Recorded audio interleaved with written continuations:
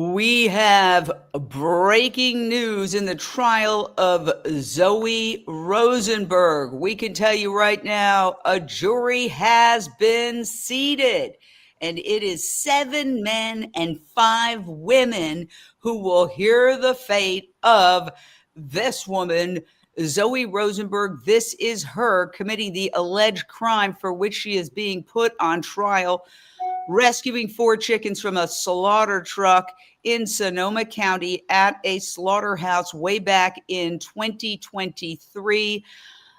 You got to wonder how much money our government, taxpayer dollars, is being spent to prosecute this woman for rescuing 4 chickens with a retail value of $24 if they were to be purchased dead in a store, approximately $24. Let's even hit $30, okay? $35.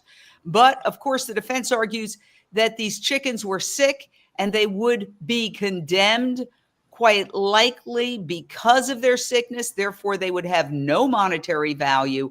So nonetheless, the Sonoma County government is prosecuting her. She can do a half a decade in prison, jail, whatever you want to call it, behind bars for the act you are looking at here. Unchained TV has committed to covering this trial from beginning to end. This is day 11, and a jury was finally seated late yesterday afternoon. So that is big news. More than 300 potential jurors were summoned. And because this is such a controversial case with strong opinions on both sides, it took 7 days for a jury to be seated. And once again, we can tell you that that jury is comprised of 7 men and 5 women. So you can imagine how nerve-wracking this is for the 23-year-old defendant, UC Berkeley student. You're looking at her there at the moment that she was arrested. Zoe Rosenberg, here's her reaction and insight into this development. Well, we officially have a seated jury. We actually finished picking a jury, which is really nerve-wracking because we'll actually be looking directly at the people who are going to determine this case. Things are feeling very real now. We're going to be coming back on Monday for opening statements, really kicking off the trial. And tomorrow we'll be coming back just to handle some motions outside of the presence of the jury.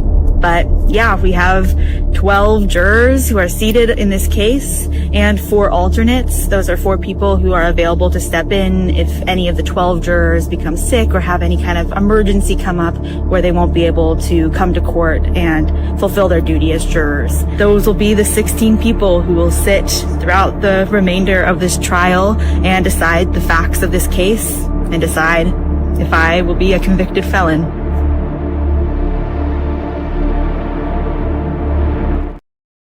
Wow, nerve-wracking. Imagine how nerve-wracking it is for Zoe Rosenberg.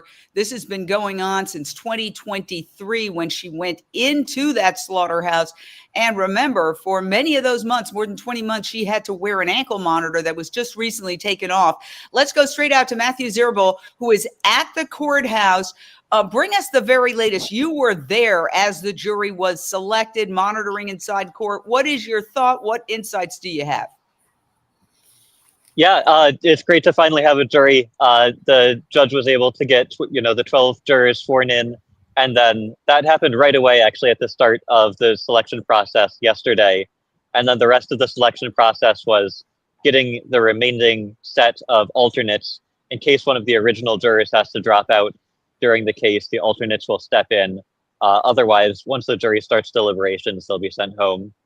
A lot of the jurors around me in the courthouse were celebrating when the jury was sworn in because they didn't want to have to be part of a jury for potentially 4 to 6 weeks.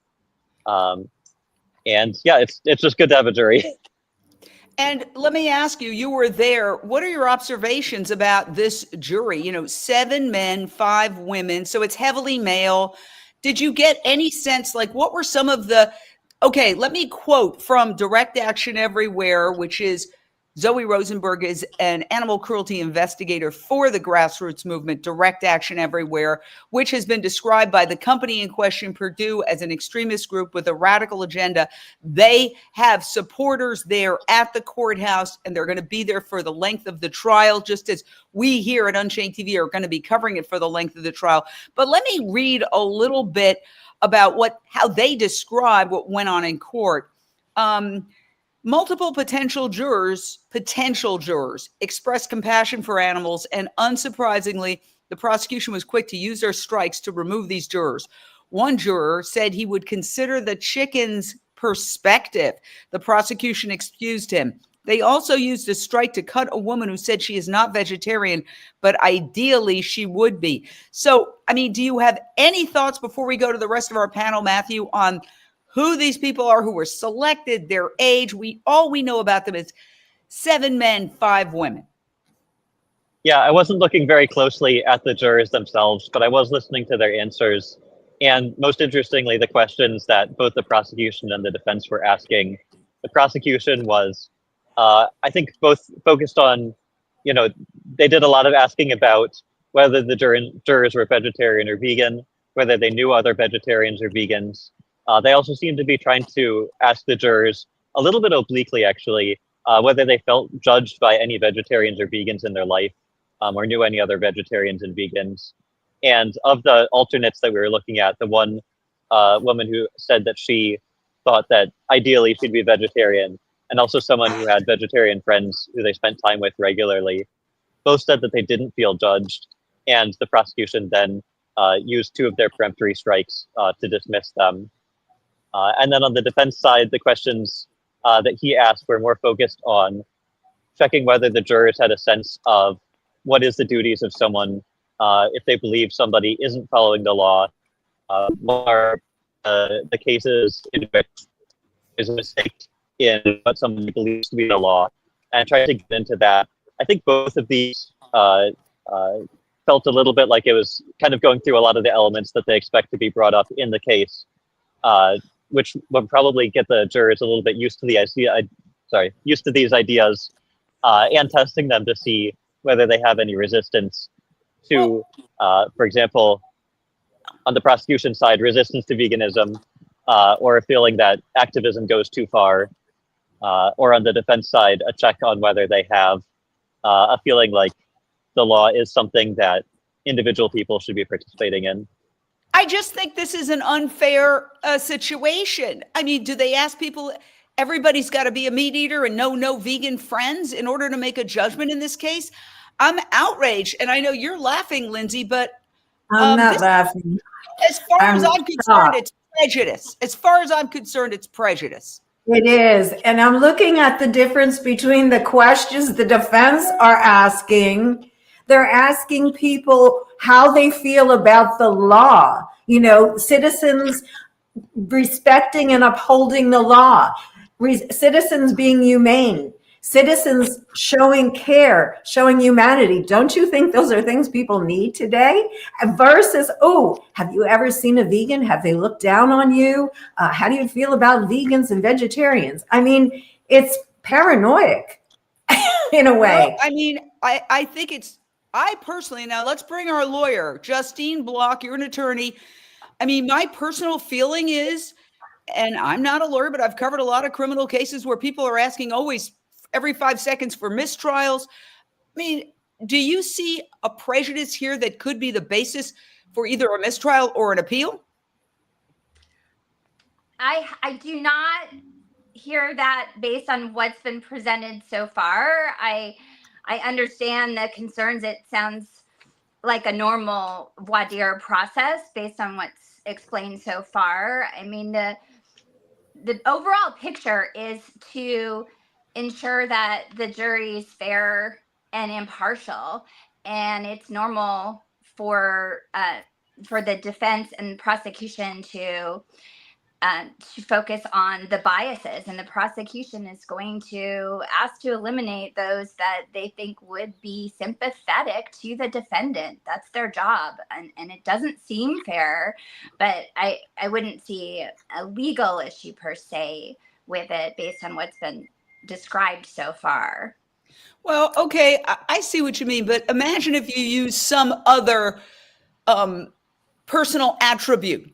Let's say the defendant, and this is not, this has nothing to do with this case. I'm doing a hypothetical here, but let's say the defendant was gay, and the prosecution is asking the people sitting in the jury, "Do you know anybody who's gay? Are you gay? Have you ever had a friend who's gay?" I think there would be an uproar, to be honest with you. And that's why I say there is such prejudice concerning veganism. I'm gay, and I can tell you that I've experienced far more prejudice for being vegan than for my sexual orientation. I want to bring in Tiffany Brunelli. You are a former law enforcement investigator turned DXC member. What are your thoughts on this? Well, I recently had to go for jury service, and I had to sit through a lot of the questions that the potential jurors were asked, and there was nothing about diet. There was nothing about veganism. It was a murder case, but there weren't any, they were more law-based questions. It didn't seem anything about your personal beliefs about diet or who's vegan, any of this type of stuff. Well, that's ridiculous. I just,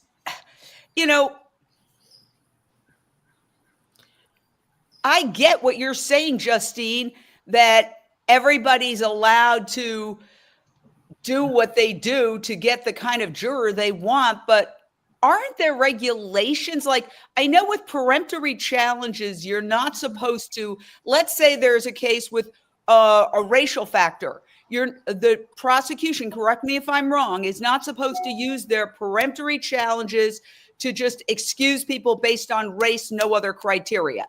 That you have to, even if it's a peremptory challenge, let's say the defendant is of one race, and then you go in as a prosecutor and just completely get rid of every single person of that racial background. Couldn't that be the basis of an appeal? And I'm wondering if there's some kind of similarity to what's happening here. Well, it's definitely a good question worth looking into as far as whether there's an abuse of the peremptory challenges, but the judge hadn't disqualified those questions, I don't think. So I should. But could it be the basis for an appeal if there was a conviction? Well, I should disclose that my background's not in criminal law. It's government law and public policy. So I'd have to research that question. I mean, I'm happy to check into it, and we could report back at the next panel, or we could ask someone from the defense team. Well, their thoughts on no, it. I appreciate your transparency. That's really important that you're saying, I don't want to just give answers to give answers. I'm just asking questions to ask questions because this is what's popping into my mind. Yeah. Yeah. And were there objections at all? I'm just curious if the defense was posing any objections when they were asked, Matthew. Yeah, that would be interesting. Yeah, let me check my notes. I do remember an objection to a couple of the questions that I thought were fairly leading. If it moves very quickly, so I'm not always able to get them. But if you give me a moment, I'll take a look. Absolutely. And, I appreciate everybody being factual, just like MSNBC has a point of view and Fox News has a point of view. We have a point of view, but we're still factual. We're still journalistic. We still invite the other side on anytime. And remember, Zoe Rosenberg, who basically said that she tried to report what she considered criminal animal cruelty repeatedly over years to law enforcement and was completely ignored, decided to go into this slaughterhouse and rescue those 4 chickens because she was repeatedly ignored. So let's listen to what she's had to say before the trial started in an interview, and then we'll talk about it on the other side. It's been many years now of reporting criminal animal cruelty at a number of factory farms and facilities in Sonoma County to authorities. In particular, the company involved in my case, that company has been reported by Direct Action Everywhere investigators since 2018. This one needs help. Since 2018, people have over and over again reported rampant criminal misconduct, including birds being left to slowly die without access to food and water due to illnesses and disabilities that prevented them from walking to food and water. Evidence of birds being boiled alive at the slaughterhouse. And all we've really received is dismissive emails, people trying to direct us to another agency, and then that agency directing us back to the agency that directed us to them, and people just sending us in circles, and nobody actually taking us seriously. It's almost felt like they're just making a mockery of these animals who are suffering in such a severe way. And that's really why I did what I did, because in the end of the day, if the authorities won't act when animals are being criminally mistreated, what else are you supposed to do but intervene and help the animals yourself? Well, there you go. People commenting it seems biased. If they excluded them over the answers, possibly grounds for appeal. And somebody saying it's kind of like racism. It's being sort of like a racism. I mean, look, there is bias against vegans. Let's not kid around here. There is a societal bias against vegans. I mean, as a vegan, I can tell you I've experienced it many times. And, first they ignore you, then they make fun of you, then they get angry at you, and then they join you. Isn't that the strategy? I don't know whether we're in the make fun of you or the angry at you part. I'm sure that this trial would probably fall under the angry at you part. But if you consider that this is a culture war, the questions being proposed to the jury, what if we lived in a world where instead of 95% of people eating meat and, well, even 98% of people eating meat and 2% not eating meat, it was 98% of people did not eat meat and 2% did eat meat? Then what would you do? Exclude 300 jurors and be left with a handful of jurors that say, yes, they eat meat, therefore they can be objective? I think that if the jurors are going to be questioned about their diet and whether or not they are vegan and whether or not they eat meat, then, well, wait a second, let me stop myself. Nobody questioned them as to whether they eat meat, just as to whether they're vegan. Did the defense go in and question any potential jurors, Matthew, about whether they eat animals? So the time when I was observing was just for the alternates, so I can't speak with 100% confidence to the whole jury. But at least for the alternates, it was only the prosecution asking. And then just to make sure that I was clear earlier, the prosecution was using their peremptory strikes instead of asking the judge to strike for cause for the ones who mentioned that they were vegetarian. So it wasn't the judge striking them. It was the peremptory strikes, which have a bit more wider latitude than claiming that this is necessarily a bias that the jurors have. Very good point. And I really appreciate how you're nuanced about this. Go ahead. I just wanted to ask if the defense, why wouldn't the defense ask them, do you have anything against vegans? I mean, it would be the same thing. Do you have a bias against vegans? It's crazy. I mean, how can they be so one-sided? It's not justice. It's suppression of justice. And it's clear that this is really a fight for how people in the future are going to view animals. Are they just objects, or are they something that should be regarded? So this is so important. Well, yeah, and we have so much to discuss, but I do want to pick up on that and show the societal state that we're in. Now, you hear people complaining about crime all the time. It's a big national conversation even now. I don't get into politics or partisan politics. We're a 501c3 nonprofit.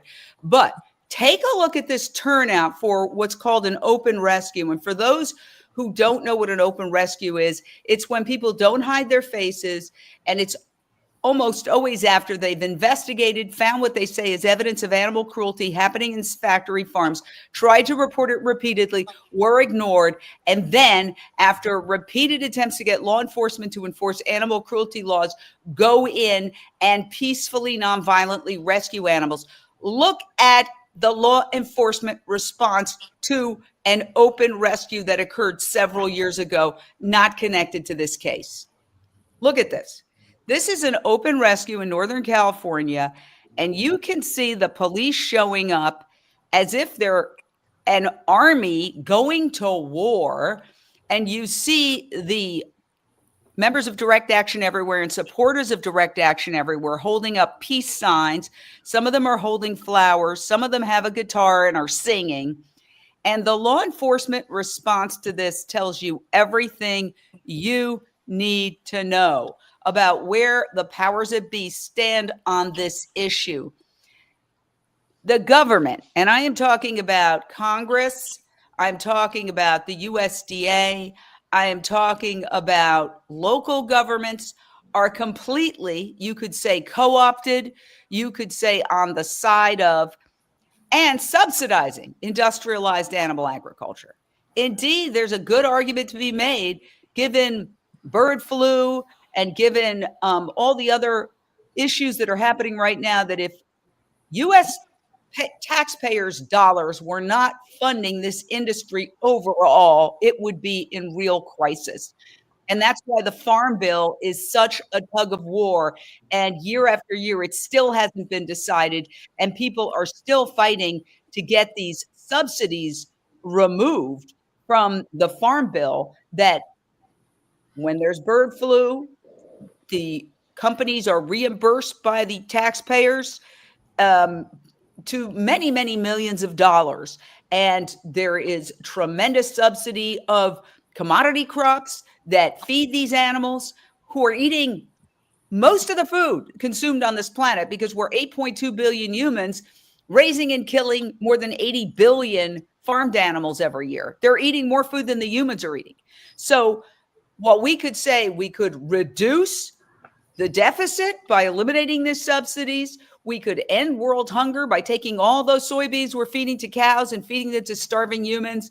We could improve people's health care, radically lowering heart disease, high cholesterol, colorectal cancer rates, all sorts of things that are connected. For example, processed meat is officially cancer causing, according to the World Health Organization. We could fight climate change, because animal agriculture is a leading cause of climate change, responsible for more greenhouse gas emissions than all transportation combined. All of that, forget it. The government is calling this an essential industry. It's saying that it has the responsibility to back up this animal agriculture industry, even though, and I'll state it right now for the record, nobody needs to eat an animal to survive or thrive. So what does that tell you? And you know, I'll just toss it to Tiffany Brunelli. What does it tell you about what we're up against to get a fair and balanced trial here? I'm trying to get my mind around it, that this trial is about criminal animal abuse and trying to expose that. And what does that have to do if someone's vegan or vegetarian? They can still have empathy for these animals that they see in these conditions if these records and photos get in. So yeah, it's just, feels like a huge mountain that they're even prosecuting the whistleblower. It's just, and that we're spending so much of our tax dollars on this trial. Before Matthew has to go into court, because court's starting again at 1:30, I want to get the very latest on a defeat for the defense, which concerns another animal cruelty investigator, Raven Deerbrook. Now, this is a famed animal cruelty investigator, an undercover investigator who has broken massive stories. She's been written up in all the major newspapers, or many of them. Raven Deerbrook was going in at the same time as Zoe was going in, and she was getting records, condemnation records, that she photographed inside the slaughterhouse, the very slaughterhouse where Zoe Rosenberg went in and rescued those 4 chickens. And those condemnation records could show, I don't know, I haven't seen them myself, but my general understanding of condemnation records is that it shows how many birds show up dead on arrival, how many birds show up so sick that they have to be condemned, meaning not put into the food system, but after they're killed, discarded. So what is the ruling on whether those condemnation records can go in, Matthew? Yes, we had that ruling today after a lot of argument prior. The judge took until today, finally made his decision after a good bit of reasoning.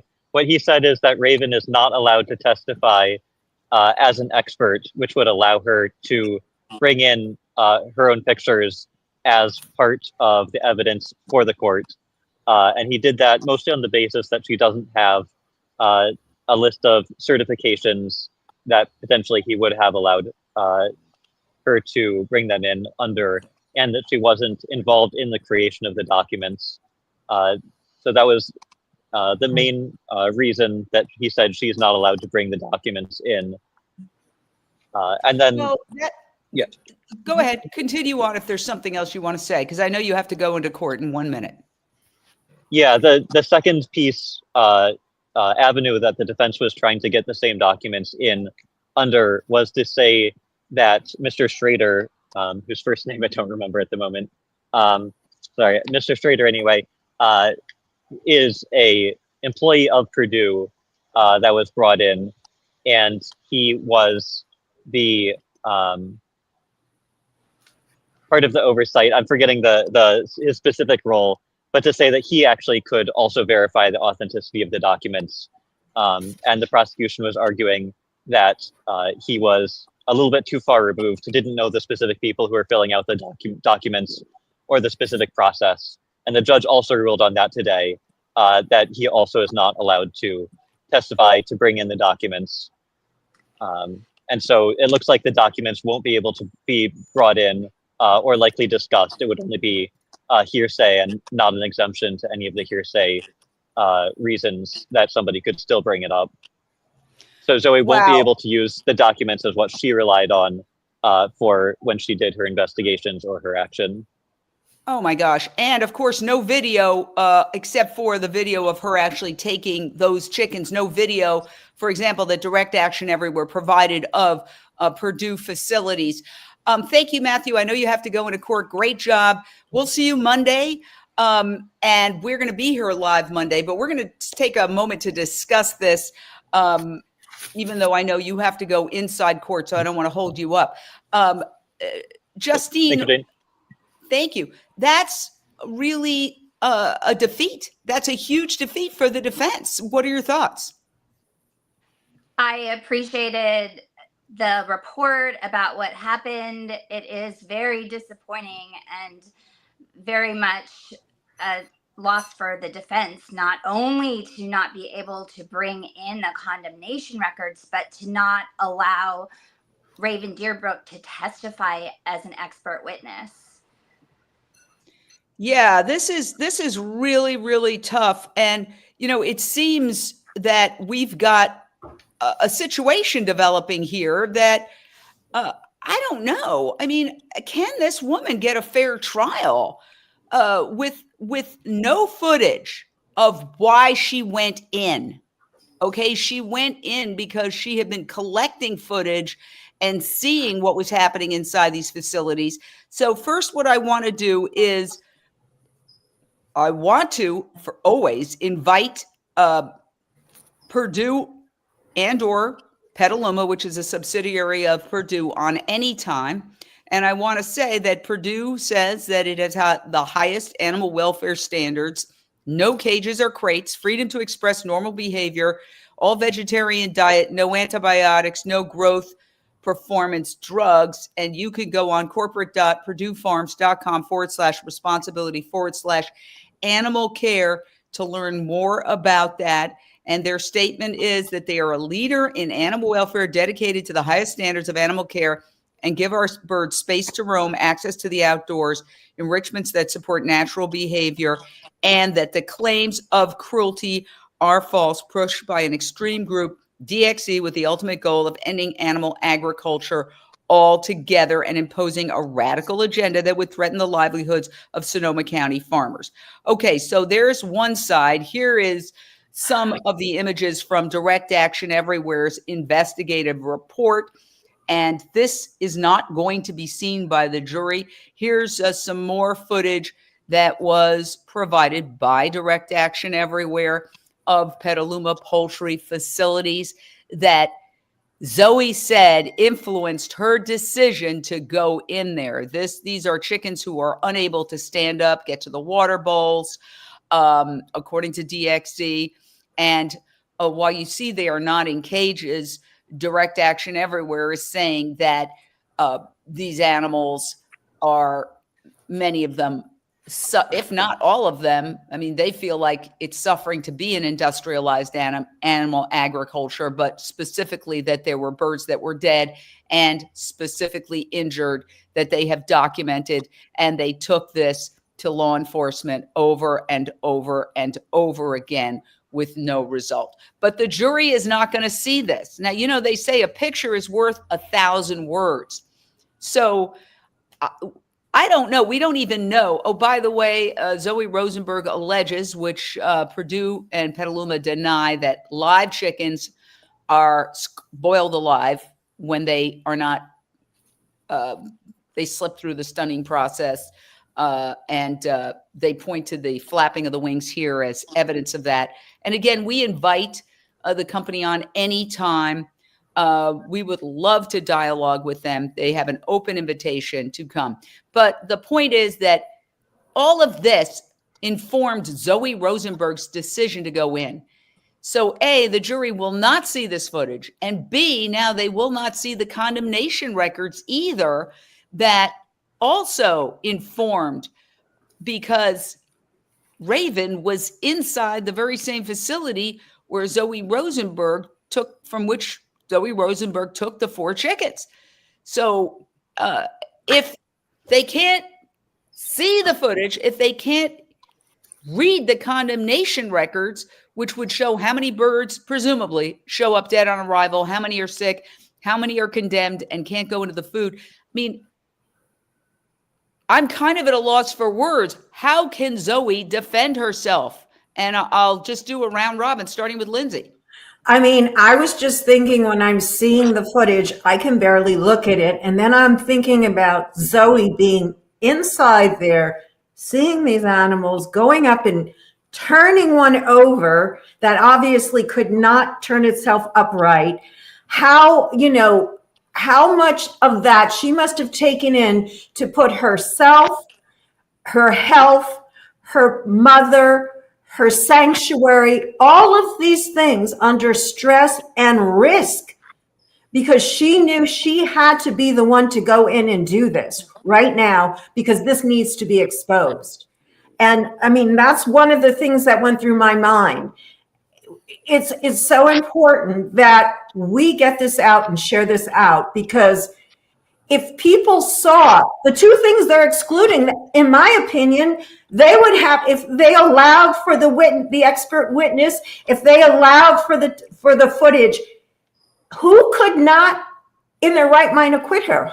That's why they don't show it. It's so obvious. And I hope that the jury, I'm praying that the jury, their thoughts, they have the same thoughts, that they can see through this. That's our only hope, because I think it is very, very one-sided. All right. Well, final thoughts as we go into the weekend. Remember, on Monday, we're going to be back with opening statements. And I believe we'll be starting at 1 p.m. As we do most days in the lunch hour. So Matthew, who is going into court to get the information, can join us and tell us what he and some of the other folks who are there have observed. So 1 o'clock on Monday, we'll be back. Final thoughts. Let's get Tiffany Brunelli in there. I'm so disappointed. It just seems so biased and unfair. That how is the defense going to explain why Zoe went in there?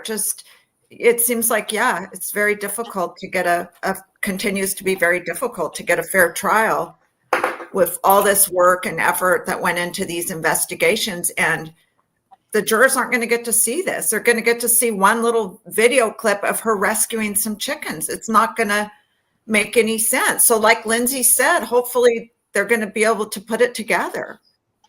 All right. Final thought from our attorney, the amazing Justine Block.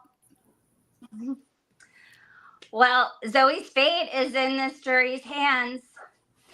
It's going to be a really, really interesting case to watch, and I know that today the judge read the charges to the jury. The jury heard all the charges today on the felony conspiracy, the 2 trespassing misdemeanors, and the tampering with the vehicle charge. When I looked through the charges for count number 2 of the trespassing, is the one that does look at Zoe's state of mind. So count 2 says on or about June 2nd, 2023, in the county of Sonoma, state of California, the crime of trespass with intent to interfere in violation of Penal Code 602K, a misdemeanor was committed in that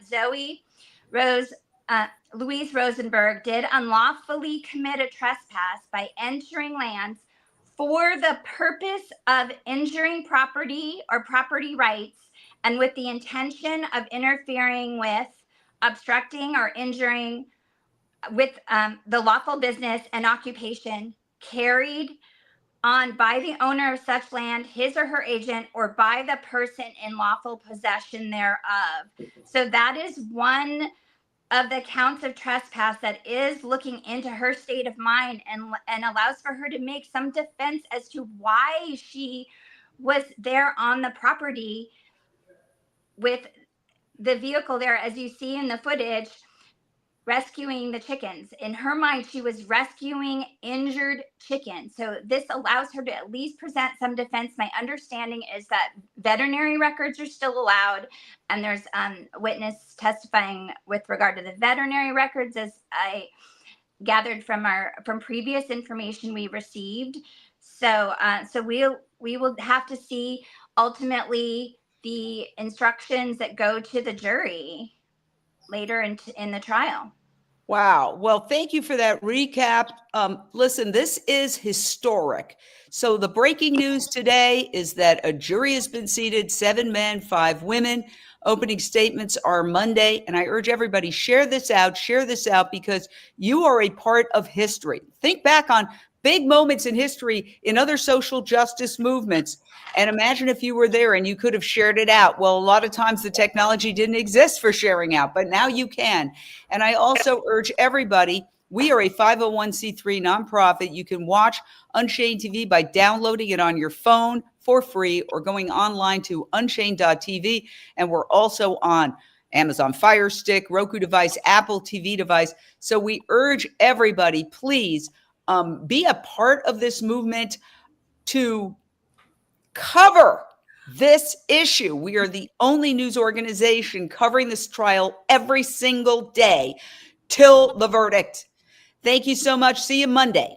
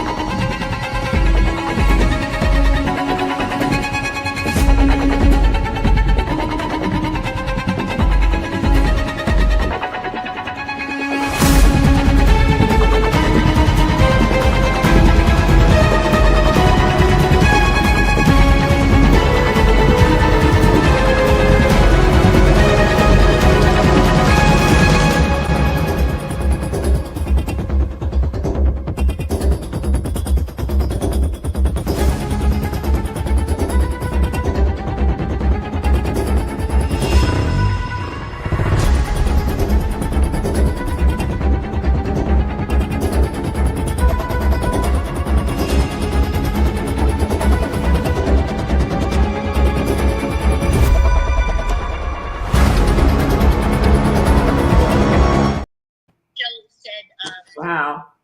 You know, I never noticed that young man with the turquoise jacket, he was photographing and then they arrested him. Did you see that? Oh. They had Zoe handcuffed and he was walking along filming her with his camera, and then they grabbed him, and then later you see him in handcuffs. All right, let me. Oh I'll my have to send it gosh. to Vimeo and make sure that they check. Is that on video? Right. Yeah, it's on that clip there. You'll see it next time. Oh. Okay, well, I guess Are we done? I think So it might have been on their side because I couldn't even get into like the website. Yeah. To go into the browse. Okay. All right. I'm gonna go check it out right now. It went in, like it just popped up now. It just popped up now with the actual video. No, not the video, just me being able to get to the website. I took a picture and sent it to Heather, not to you, because you were Well, in the please show. send it to me because I have to file the report with them. Okay. Okay. Yeah, this is what Okay. it said, just so you know. And I tried it 10 times, and I Yeah, tried okay. unchainedtv.com and unchained.tv. Okay. All right. Yeah. So there might have been a problem with Vimeo. Okay. I'll check it out. Oh, guess what? We're still live. Why is this saying that we're not live? Well, guys, you get to see behind the scenes. How do you like that?